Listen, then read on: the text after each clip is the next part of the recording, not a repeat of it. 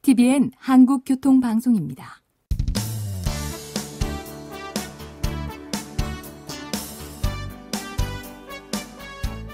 한문철 변호사의 교통사고 솔루션.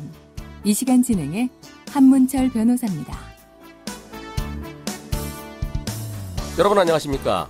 교통사고를 일으켰는데 피해자가 많이 다쳤습니다. 그 사고 현장은 주택가 이면도로입니다. 이면도로라는 것은 폭이 좁죠. 9m 이내의 도로이면서 또 중앙선이 없는 곳이 많죠. 그런 곳은 또 보도도 따로 없어요.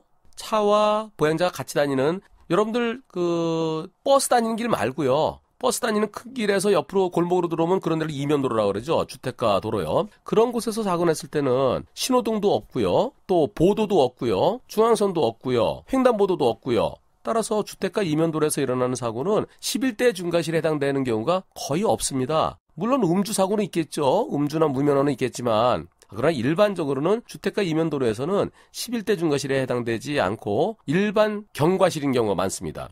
경과실은 가볍다는 거고요. 중과실은 무겁다는 건데요.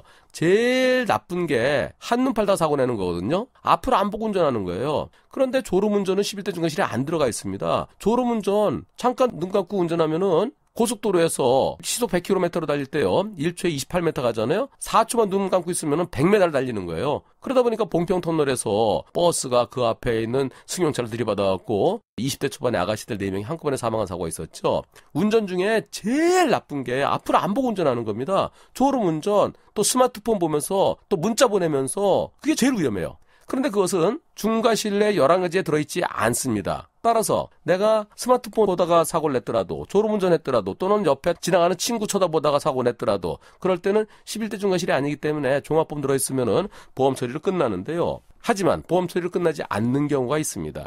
11대 중과실이 아니고 사망사고가 아니고 뺑소니가 아닌데도 형사처벌 받는 경우가 있어요. 피해자가 엄청 많이 다쳤을 때. 그것을 중상해라고 합니다. 중상해. 경찰에서 중상, 경상할 때는 3주부터는 중상해요. 진단. 2주까지는 경상이고요. 그 중상 그게 아니고 중상해. 크게 다쳐갖고 죽을 뻔했거나 또는 영구적으로 불구가 되거나 도저히 고칠 수 없는 난치가 되거나, 한마디로 표현하면 중상해라고 그러는데요. 쉽게 표현하면은 머리를 크게 다친 식물인간, 목을 다쳐서 사지마비, 허리 다쳐서 하반신마비, 이런 경우를 중상해라고 합니다. 그런 중상해에 해당될 때는 비록 11대 중과실은 아니다 하더라도, 종합보험에 들어있다 하더라도 별도의 형사비가 필요하고요. 형사비 받지 못하면은 처벌됩니다. 오늘은 여기까지입니다. 고맙습니다.